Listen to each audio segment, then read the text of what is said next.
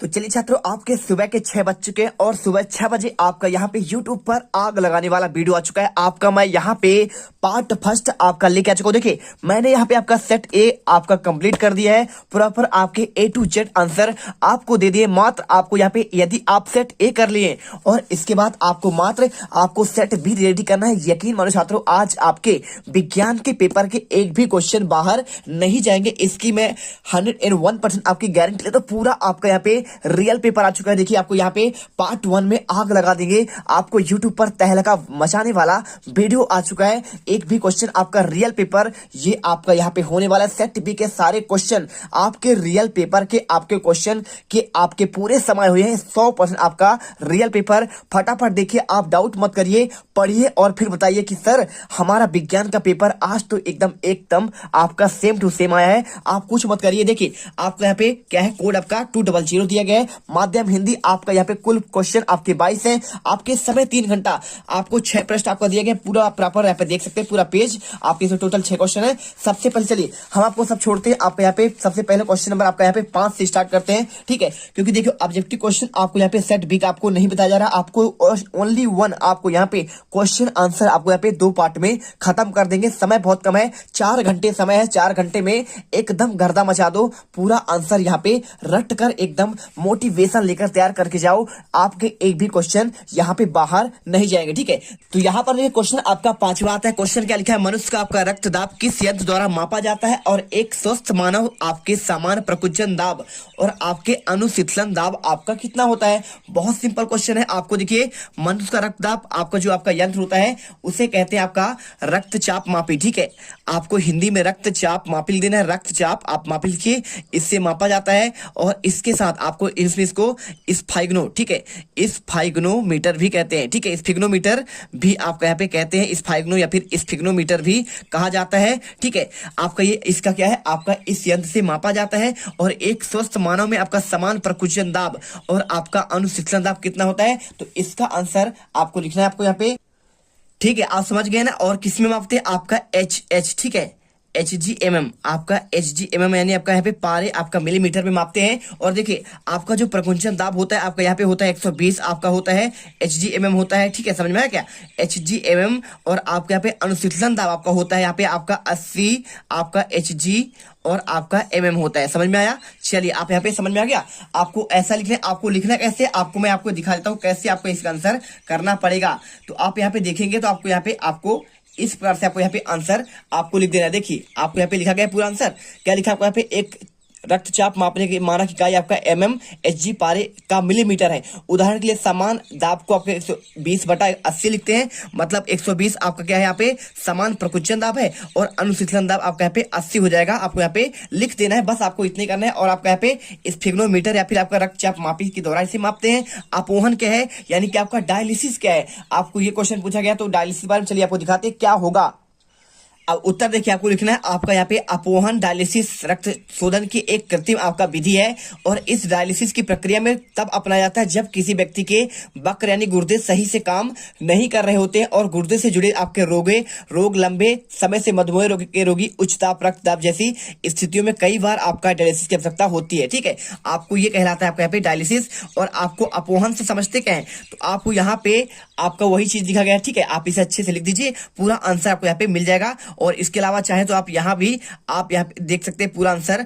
आपको यहाँ पे अपोहन के बारे में आपको यहाँ पे एक बार आपका अच्छे से और लिखा है। आपका ये क्रिया कहलाता है अपोहन। आप इसे पढ़ सकते हैं और इसके बाद आपको ये चित्र भी आप बना सकते हैं, ठीक है। यहाँ पे चित्र देख लीजिए, आप इसे बना सकते हैं। चलिए, सिंपल सा आपको यहाँ पे आंसर आपको दिख गया, आपको ये पोहन और इसका पूरा आपको आंसर। चलिए, इसके बाद क्वेश्चन आपका आता है, देखिए क्वेश्चन नंबर। तो चलिए, क्वेश्चन में आपको पूछा गया आपका अमीबा क्या आपका यहाँ पे आपका कैसे आपका यहाँ पे क्या होता है। देखिए, क्वेश्चन पूछा गया पोषण की प्रक्रिया आपका किस प्रकार आपका पूर्ण होती है। आंसर आप यहाँ पे सिंपल सा लिख दीजिए। आपका देखिए, आपका जो अमीबा है प्राणी समभोजी आपका विधि से पोषण करता है और यह एक सर्वाहारी जंतु है। इसका भोजन जल में तैरते हुए आपके जीवाणु, शैवाल, डायटम आदि के सूक्ष्म जीवों के रूप में होता है। इस सूक्ष्म जीव के निगलने के आपको में जो आपका विधि अपनाई जाती है, ठीक है। आपको यहाँ पे जो आपका यहाँ पे विधि अपनाई जाती है, आपको यहाँ पे पे उसे फैगोसाइटिस कहते हैं। और यह अपने भोजन को शरीर के किसी भी सतह से कूटपाद, इसमें आपका प्रचलन अंग होता है, ठीक है, कूटपाद होता है और उसी के माध्यम से यह आपका ग्रहण कर लेता है। और आपको यहाँ पे चाहो तो आप यहाँ पे आंसर आप यहाँ भी आगे लिख सकते हो, लेकिन आपको यहाँ पे सबसे आपका मुख्य आपका इतना ही आंसर आप लिख दीजिए, अमीबा प्राणी संभोजी आपका विधि से पोषण करता है। बस आपको यहाँ से यहाँ तक करिए, मात्र कहाँ तक, कूटपाद द्वारा ग्रहण करता है। और इसके बाद आप यहाँ पे आंसर छोड़ दीजिए, 2 नंबर क्वेश्चन है, 2 नंबर आपको इतने में मिल जाएंगे, है ना। तो देखिए आपको इसका आंसर आपको लिखना है। इस देखिए आपको यहाँ पे पौधे में जल आपका सम्मान कैसे होता है, तो लिखिए पौधे अपनी जड़ों के माध्यम से जल और खनिज लवण को अवशोषित करते हैं और पौधे के तने, पत्तियों, फूलों आदि के अन्य हिस्सों इसे पहुंचाते हैं, है ना। पौधे क्या करते हैं, जड़ के माध्यम से हमेशा आपका जल का परिवहन आपका अवशोषित करते हैं, ठीक है। जाइलम यानी आपको यहाँ पे जड़ होता है, जड़ से आपके यहाँ पे पानी की मात्रा, आपको खनिज लवण आपको यहाँ पे उसके तने तक ला जाता है। और इसके बाद आपको जो फ्लोएम होता है आपके विभिन्न भागों में फैलाता है, आपको लिख देना है। और अन्य हिस्सों में से पहुंचाता। जाइलम ऊतक के 2 प्रकार के तत्वों जाइलम वाहिकाओं और वाहिनियों से होकर आपका जल एवं खनिज पौधे की जड़ों उसकी पत्तियों तक पहुंचाया जाता है, ठीक है। चलिए इसके बाद क्वेश्चन आपका यहाँ पे आता है, आपका जाइलम और फ्लोएम में आपको अंतर बताना है। बहुत सिंपल आंसर है, आपको यहाँ पे हर एक क्वेश्चन के आंसर आपको यहाँ पे मिल जाएगा, जाइलम और आपका फ्लोएम में अंतर। चलिए आपको दिखाते हैं, आपको यहाँ पे जाइलम और फ्लोएम में आपको अंतर यहाँ पे आपको मिल जाएगा। देखिए आपको ये क्वेश्चन है, सेम जाइलम और फ्लोएम में अंतर। तो लिखिए पौधे में जाइलम द्वारा परिवहन होने वाले पदार्थों में आपका जल एवं खनिज लवण है और जाइलम की वाहिकाओं में आपस में जुड़कर जल और खनिज लवण का संवहन करते हैं। जड़ों के मूल आपके रोम मृदा के संपर्क में होते हैं, जो कि केस का जल आपके खनिज लवण को आपका आयन के रूप में आपको ग्रहण करते हैं। देखिए अब मैं आंसर आपको यहाँ पे पूरा आंसर आपके परीक्षा आपके बोर्ड से दे रहा हूं, तो आपको यहाँ पे टेंशन नहीं लेना है। क्वेश्चन आपके पूरे के पूरे आज आपके फंसने वाले हैं। और इसके बाद देखिए आपका यहाँ पे लिखा है आपका फ्लोएम, तो पौधे में आपका भोजन तथा अन्य पदार्थों का परिवहन फ्लोएम द्वारा होता है। और फ्लोएम की चालनी नालिकाओं से आपका प्रकाश संश्लेषी उत्पाद का परिवहन जड़ों, फलों और वृद्धि वाले अंगों की ओर होता है। और फ्लोएम द्वारा परिवहन दोनों दिशाओं में आपका होता है, ठीक है। आप इसे आंसर कर लीजिए, ठीक है। आपने कर लिया इसका आंसर पूरा प्रॉपर। आपका यहाँ पे पूरे दोनों पॉइंट, आपका पहला पॉइंट आपका यहाँ पे पूरा आंसर आप इसे याद कर लीजिएगा। और धमनी और सिरा आपका यहाँ पे सेट ए में आपका ऑलरेडी आपका आ चुका है, आपने इसे पढ़ ही लिया होगा, है ना। और इसके बाद अगला क्वेश्चन वायवी और आपका यहाँ पे अवायवी श्वसन में आपको यहाँ पे 2 अंतर करना है। चलिए आपको यहाँ पे इसका भी आंसर मैं आपको दिखा देता हूँ। जब आपका वायवी और आपका देखिए लसिका और रक्त का आंसर आपको यहाँ पे आपको पिछले आपके पार्ट में मिल चुका है, तो आप इसे याद कर लेंगे, है ना। इनका आंसर मैंने आपको दे ही दिया है। और आपको यहाँ पे ये क्वेश्चन आपके बचे हुए हैं, ठीक है। और इसके साथ आपको यहाँ पे देखिए वायवी और आपको यहाँ पे अवायवी की बात कर रहा है, तो ये देखिए वायवी और अवायवी श्वसन में अंतर, आपको इसे ऑक्सी और अनाक्सी श्वसन भी कहते हैं।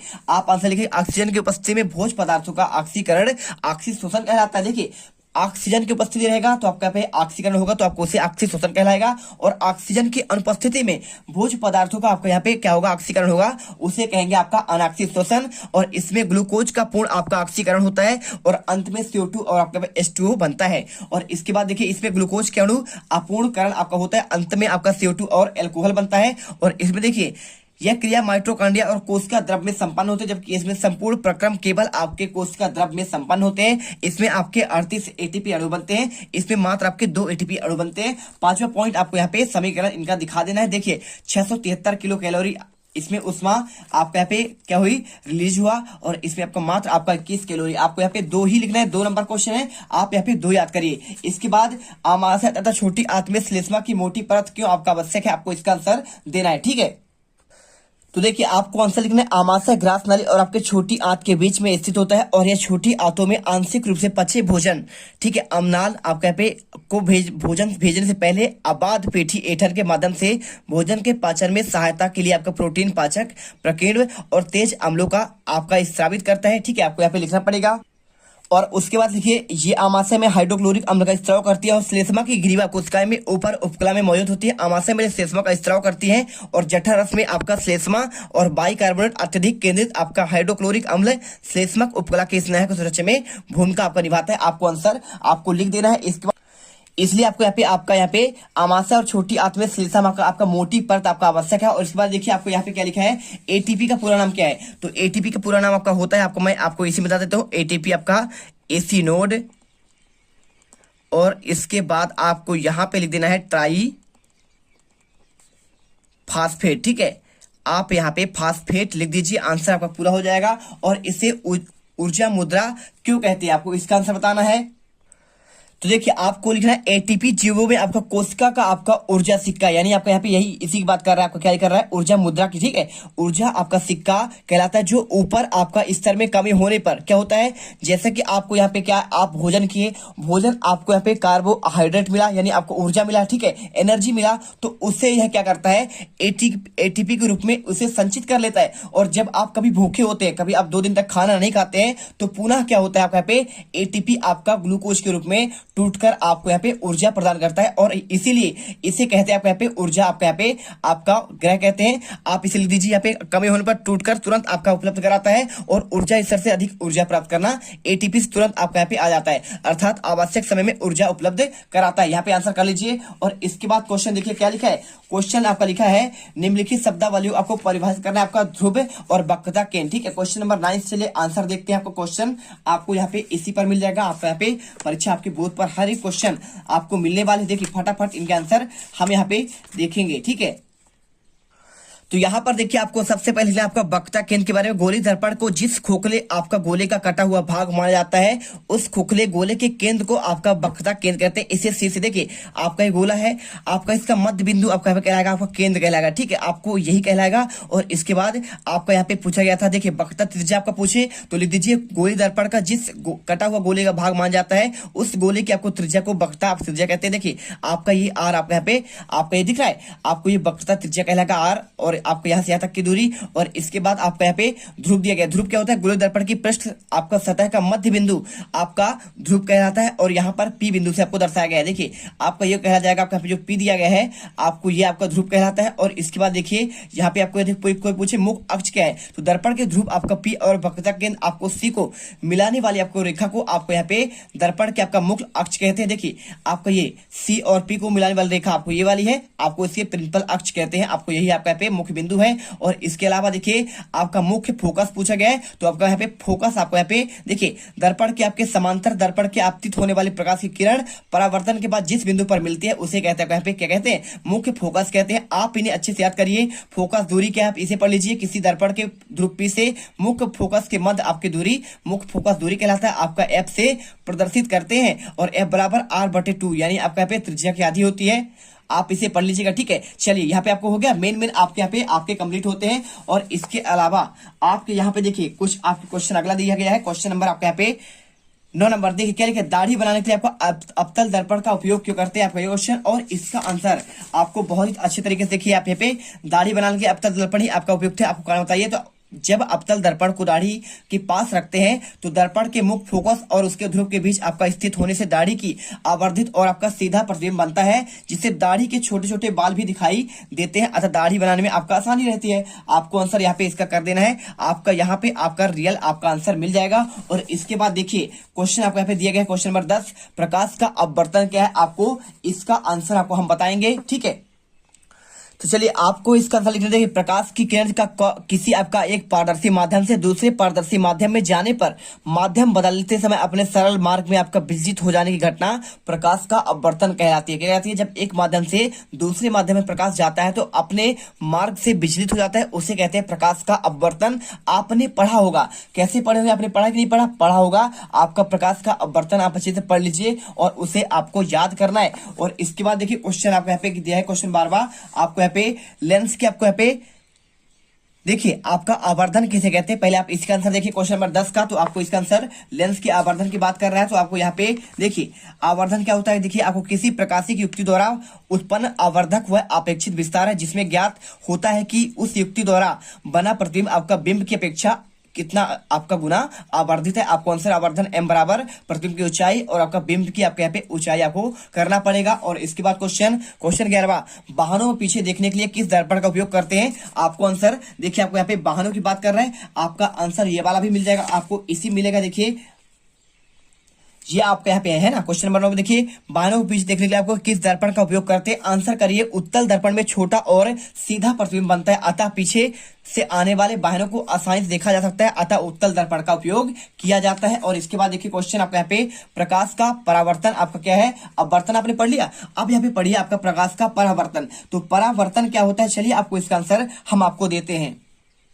तो ये देखिए आपको यहाँ पे आपको परावर्तन का आपको परिभाषा आपको लिखा है, प्रकाश के किसी सतह से टकराकर उसी माध्यम में लौटना प्रकाश का परावर्तन कहलाता है। और आप यहाँ पे परावर्तन के कुछ आपके नियम पढ़ लीजिएगा, आप ये चित्र भी इसमें बना सकते हैं, ठीक है। ये देखिए आपका यहाँ पे किरण आपका आपतित हुआ और टकराने के बाद आपका इधर परावर्तित हो गया, इसे कहते हैं परावर्तन। और आपके यहाँ पे बनेगा परावर्तन कोण और इसके बीच में बनेगा आपका यहाँ पे अविलंब है, आपका 90 डिग्री होता है, इसके बीच आपका यहाँ पे आपतन कोण बनता है और आपका ये आपतित किरण है, ठीक है। और ये आपका परावर्तक सतह है, यानी आपका खुरदुरा सतह कहलाता है। आंसर यहाँ पे हो जाएगा। और इसके बाद देखिए क्वेश्चन आपका यहाँ पे हो गया और क्वेश्चन आपका यहाँ पे बार बात है लेंस की क्षमता क्या है। चलिए आपको लेंस की क्षमता का आपको क्वेश्चन आंसर जो आपका आया है, इसका आंसर आपको हम बता दें, लेंस की क्षमता क्या होती है। आपको लिखना है लेंस की मीटर में व्यक्त करने की फोकस दूरी का व्युत्क्रम लेंस की क्षमता कहलाती है और इसका मात्रक आपका यहाँ पे डायऑप्टर होता है। अच्छी से याद कर लीजिएगा, ठीक है। आपको ये क्वेश्चन देखिए, क्वेश्चन आपकी 12 यहाँ पे कंप्लीट हुई और इसके बाद देखिए यहाँ पे आपका क्वेश्चन नंबर आपका 13 आएगा। 13 क्वेश्चन में देखिए क्या दिया गया, आपको क्वेश्चन 13 दिया गया, आपका गोली दर्पण का आपका यहाँ पे वक्ता केंद्र की परिभाषा आपको देना है। आपको आंसर क्वेश्चन 12 का आंसर दो है। क्वेश्चन 12 देखिए आपको दे देता हूँ, क्वेश्चन क्या लिखा है आपको, गोली दर्पण के वक्ता केंद्र की आपको परिभाषा। तो आपको यहाँ पे देखिए आपको ये दिया गया क्वेश्चन और उसका आंसर भी आपको यहाँ पे मिल जाएगा। गोली दर्पण की बात कर रहा है, तो देखिए आपको आंसर यहाँ पे मिल जाएगा गोली दर्पण की। गोली दर्पण जिस गोली कोष का भाग होता है उस गोली कोष के त्रिज्या को गोली दर्पण आपका वक्रता त्रिज्या कहा जाता है, इसे आर से प्रदर्शित करते हैं। आप इसे अच्छे से याद करिए। और क्वेश्चन 13 से लेकर आपको यहाँ पे लास्ट देखिए, इसके बाद हम आपको यहाँ पे 22 तक के क्वेश्चन आपको यहाँ पे नेक्स्ट पार्ट पर अभी आपको उपलब्ध कराएंगे। आपको यहाँ पे अगला पार्ट को आपको वेट करना है और उस पार्ट में आपको प्रॉपर आपका A to Z आंसर बता दिया जाएगा। मिलते हैं नेक्स्ट वीडियो पर। जय हिंद, जय भारत। वीडियो अच्छी दिल से पसंद आया यार तो वीडियो लाइक करिए, चैनल को सब्सक्राइब करिएगा। एक एक बच्चा यहाँ पे सब्सक्राइब कर लीजिए। अब तुम लोग गलती से अगर नहीं हो तो सब्सक्राइब करो, वो जो लाल वाला बटन है उस पर अपने जीजा जी फेंक के मारो या फूफा जी, मुझे नहीं पता, बस क्लिक हो जाना चाहिए। अब मैं भी जा रहा हूं, मुझे मुठिया पेलने जाना है। बाय।